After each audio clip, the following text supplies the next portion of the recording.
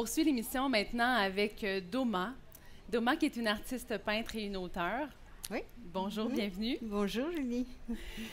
En un mot, qui est Doma? Oh, en un mot, c'est pas possible. Ou en quelques-uns. Ah voilà, quelques-uns.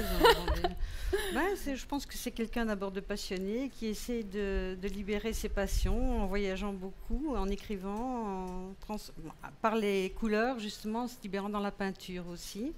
Et puis qui s'implique aussi dans la liberté des femmes, parce que c'est quelque chose dont j'ai été privée et qui me touche encore maintenant. Voilà. Je sais, bon, pour vous, la liberté, c'est quelque chose de très important. Vous me l'avez mentionné en pré-entrevue. Comment vous vivez avec le fait d'avoir des délais pour produire un livre? C'est vrai que c'est difficile.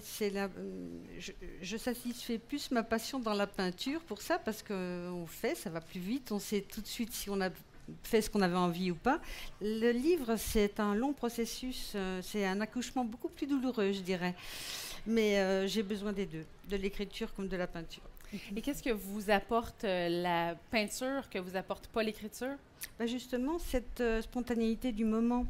Le fait de dire aujourd'hui, il y a ça, pour l'instant, je fais toutes des toiles avec un pigment rouge parce que je suis dans le rouge. C'est ça. Le livre, non, on ne peut pas. Ce qu'on fait là, peut-être ça va sortir dans 2 ans ou dans 3 ans, on ne sait pas. Donc on relit, on re-relit. Je ne sais pas combien de relectures j'ai fait d'Anna avant que je sente que le dernier moment, c'était le bon, là. Voilà. Et comment vous vous sentez quand les gens vous parlent de vos œuvres qui vous ressemblent d'une certaine façon? Oh, forcément, elles me ressemblent, puisqu'en général, ce sont des récits de vie. Même si le dernier, c'est un roman, il y a beaucoup plus de récits que de romans. Et vous voyez, là, j'ai rencontré une lectrice qui était venue il y a 2 ans à Saint-Jérôme et qui attendait avec impatience de me voir pour lire. Elle m'a fait pleurer tout à l'heure. Donc, c'est touchant de rencontrer des gens comme ça qui vivent à travers vos aventures, vous savez, parce qu'ils s'identifient à l'auteur, et en même temps, avec ce que j'écris, c'est facile de s'identifier parce que n'importe qui pourrait vivre ce que je vis. Okay. Il suffit juste de vouloir et puis d'y aller, hein, c'est ça? Oui, tout à fait. Et votre routine d'écriture, quand vous vous mettez à rédiger pour un prochain bébé, ça ressemble à quoi? Oh, la routine, on repart sur l'accouchement. Là, moi, d'abord, il y a le voyage, il y a mon carnet, il faut que j'écrive, il faut que j'ai des notes partout. Je ne suis pas très ordonnée, hein, de toute façon. Et puis après, à un moment donné, je dis, il faut que je mette de l'ordre, il faut que je me retrouve. Et puis en même temps, ça redonne de nouvelles idées et c'est reparti sur autre chose. Et voilà, la routine, il n'y a pas de routine. Non. Est-ce que c'est le voyage qui vous inspire des livres? Je ne sais pas par quel bout le prendre. Est-ce que c'est... là, les 2 dernières années, je suis partie en expédition au Groenland, jusque dans l'extrême nord du Groenland. C'était une nécessité pour moi, parce que ça allait être intégré au livre, mais pourquoi est-ce que c'était au Groenland? Je ne sais pas. C'était comme ça, c'était à l'intérieur de moi. C'était vraiment une urgence d'y aller. J'y suis allée, et j'ai tellement aimé que j'y suis retournée l'année d'après. Et puis maintenant, la passion du Grand Nord, elle est là, quoi. Dans 15 jours, je pars en Sibérie, et je ne sais pas où je partirai après, mais il faut. Donc, dans vos prochains livres, on pourra ressentir cette passion que vous avez pour le Nord. Je crois, je vais dans un endroit là où il y a 200 volcans, dont 28 en activité. Je crois qu'il va sortir quelque chose de bon. Probablement, on l'espère.